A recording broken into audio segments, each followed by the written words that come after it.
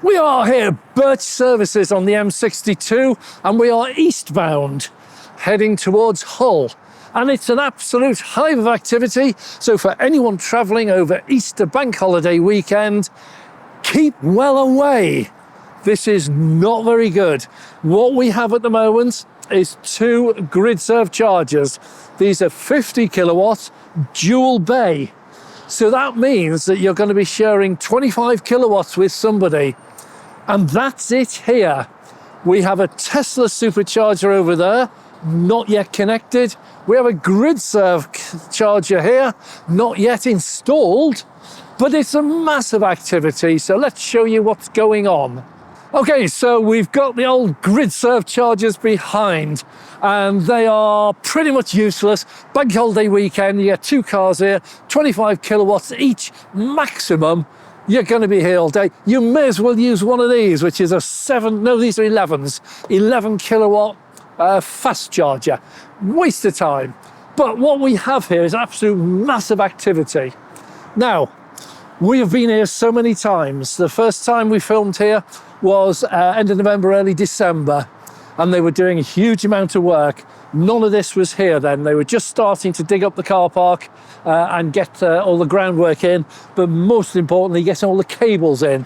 When we came last time, there was a massive big hole over there, which was full of water, and it was a mess in terms of the weather.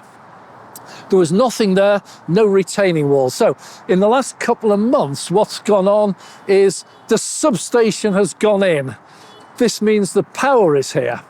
So there's the substation. Behind it, right the way round, we've got a retaining wall. They hadn't anticipated building that, but they had to do it because of the state of the ground. Now, after that, they had to get the power here. And the power here comes from the other side of the motorway. It's all over that side, and they have conduit ducting underneath the motorway, and that power cable comes in right down the bottom, way beyond the bulldozer you can see there, and it comes underneath. And so over the last couple of weeks, they've dug a trench that comes right the way up, and you can see that trench finishes in there. So that connects now the westbound services to the eastbound services, so they're now all on a common feed. In the meantime, what they've been installing, they've been doing all of the groundwork, all the cabling underneath, and they've got the plinths in for the chargers. And what we've got is 3 plinths there, which gives us 3 chargers. These will almost certainly be the Gridserve 350 kilowatt charger, single bay. So there'll be 3 bays there, and there's 4 lots of 3. So there's 12 Gridserve chargers going here. They obviously then will finish off all of the roadworks. They're filling in this trench at the moment. In fact, we've only been here about half an hour. When we arrived, this was much deeper. That one's very nearly going to be finished. By the end of the day, that will be level. Looks like they're going to be taking these barriers down because they're erecting the lower barriers inside, and this is all meaning that they're heading towards opening. Now, I know it doesn't look like it, but what you have is when this trench is filled in, that's it. There'll be a little bit of tarmac goes down to finish it off, and then they'll be painting it in the Gridserve colours, so you get your individual bays. The chargers themselves, the cables are all underground already waiting, and so they literally just lower them on, bolt them down, connect them up underneath, and that is about half a day's work. That is not a big job at all. If the power is on already, and we don't have any confirmation of that, if the power is on already, at that point you just throw a switch and they'll go live. When I came here last, it was about 5 weeks ago, and they hadn't got the cable in. And I was talking to them about the getting the cable and the connection, about the DNO, because we hear an awful lot about delays caused by the national grid, the DNOs actually connecting up. And I was speaking to the senior engineer here, and he was very informative. And he basically said, we can't do anything with the DNO until we've got all the equipment in ready for them, because all the DNO does is the final connection between the grid and the substation. Everything else is the responsibility of the installation engineers here on site. And he said, we can't call in the DNO until we've got all the cable in, all secure, got the substation in, all the control boxes, everything. Then we call the DNO. And I said at that point, would you expect to have a delay? He says, no, we work closely with the DNO. They know what stage we're at, and they know when we're going to be calling them to come and do the connection. So we don't have any worries about any long delays. Now, whether that's actually going to happen, well, that's another matter. But we're told that the DNOs is not going to be a problem. So, any day now, this is what, we're Wednesday today. Got 2 days to Good Friday. So they got today and tomorrow effectively.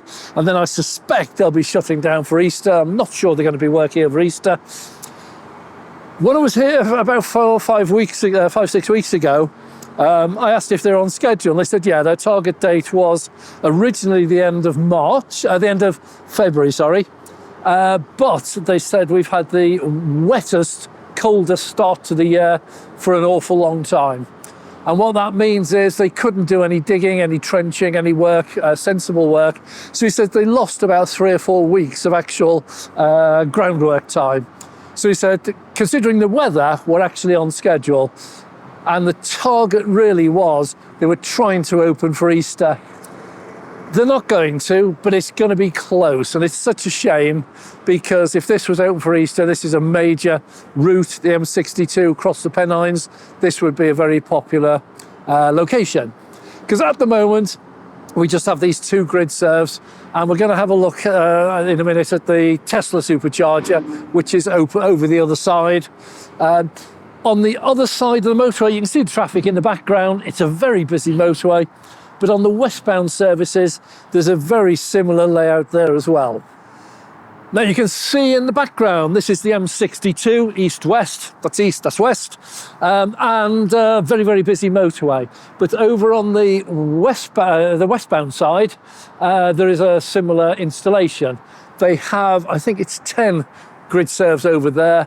They're all connected and lit up, but last time I was there, about 4 or 5 weeks ago, they weren't actually working. They were still fenced off. And also over there, I think it's 8 or 10 Tesla V3 chargers.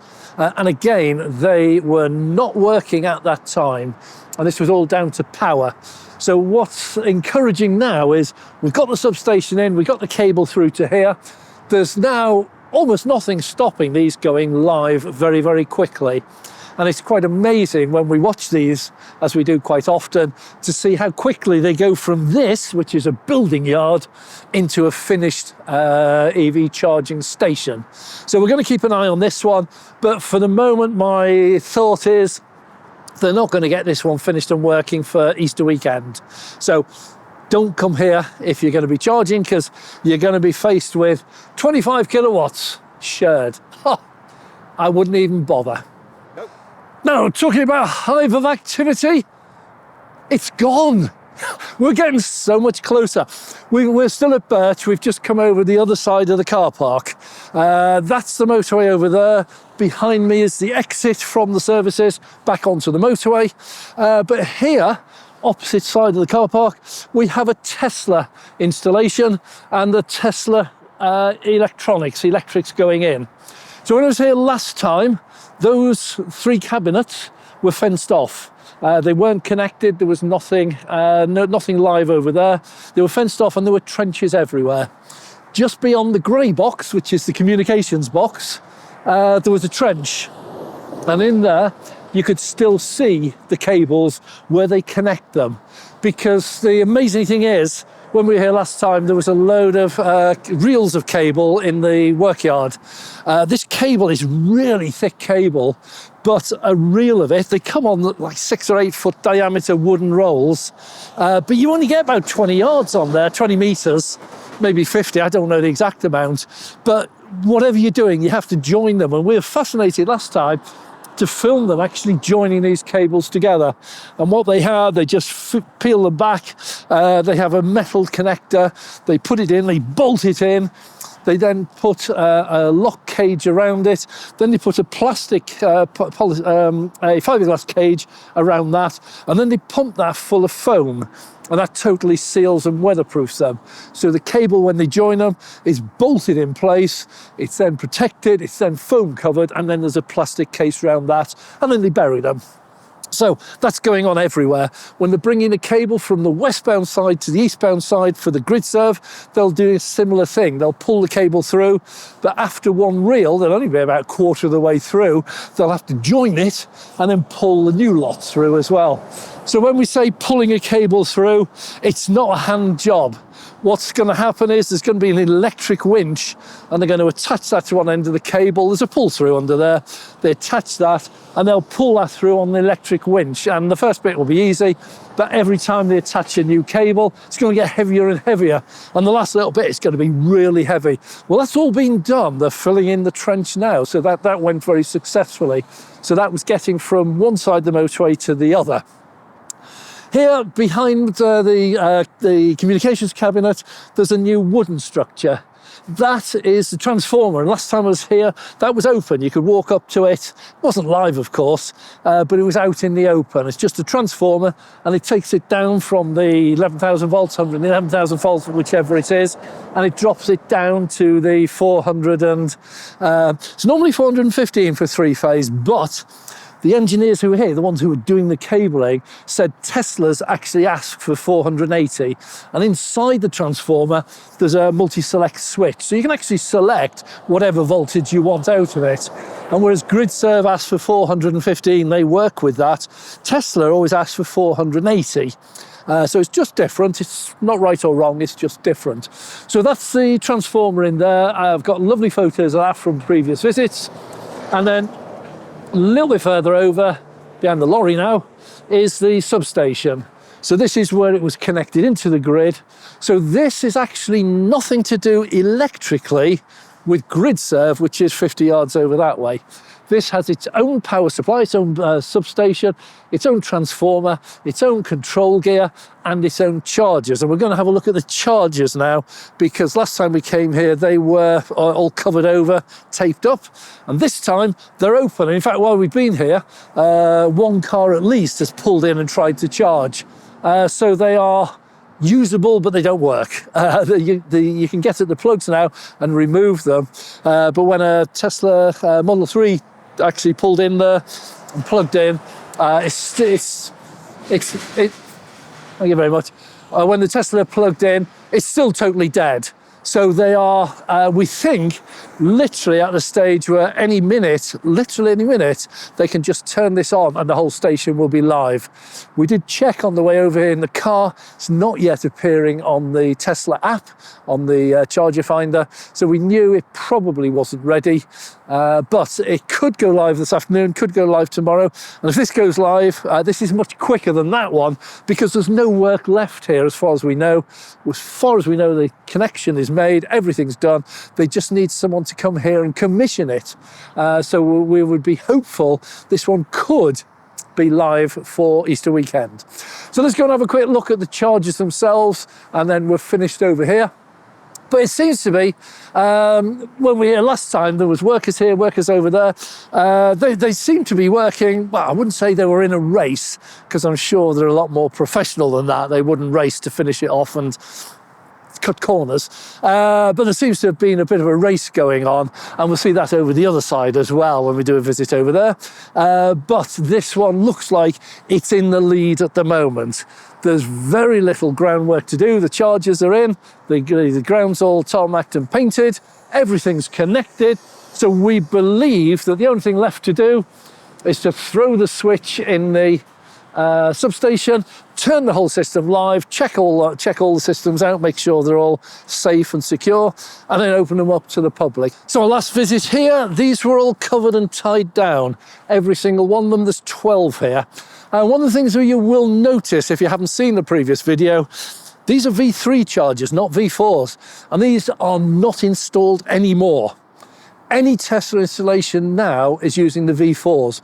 The V4s These are the taller ones, wider ones. They're white and solid, and the cable's on the end, and they do have a contactless terminal and a small LED screen. The reason these are being installed here is these were actually installed months ago. We think about 6 or 8 months ago, and the chargers were put in, they were covered over, and for whatever reason, they weren't connected. Now, we're assuming it's some sort of legal or way leave or permission or something, and there's been a hold up on actually getting permission to fire up the whole site. So these are the last of the V3s. Tesla have a policy, they will only ever make one charger at a time. So up until about August, September last year, this is what they made. That's it. They have one charger. It's not like Gridserve where they got the 50s, the 50 shared, the 100, 150, the 250, the 350, and they've now got a 360. Wide range of chargers. Tesla's got one. When these were installed, it was the V3. In September, October last year, the V3s were discontinued from manufacturing. They're still perfectly good chargers, so any installed don't need to be replaced. These are 250 kilowatt CCS2, and these are dedicated power, no sharing between bays. So these are perfectly good chargers, but in August, September last year, they upgraded this from the V3 to the new V4. And the V4 is the one they've called future-proof. First of all, it is still a 250 charger inside, but we are told that can be increased just really easily up to 350, up to 500, and we're told they can go well above 500 kilowatts. There's no EVs on the road, no cars on the road can take anything like 500, not yet. That's why they call them future-proof, because in theory, in 6 or 12 months' time, 18 months, 2 years, whenever it is, the first car comes out which can charge at 500 kilowatts. They just literally bolt something on, turn something on, do some software, or put another module in, and those V4s will be capable of doing 500. These won't, they never will. These are always limited to 250. Well, thanks very much for watching. If you have enjoyed this video, please click the like button. And if you'd like to see more, please subscribe and click the notification bell so we can notify you next time we launch a video. And a massive thank you to all our Patreon supporters. It is your support that enables us to go out and make these videos for you. So thank you very much for your contribution. I'm Dave.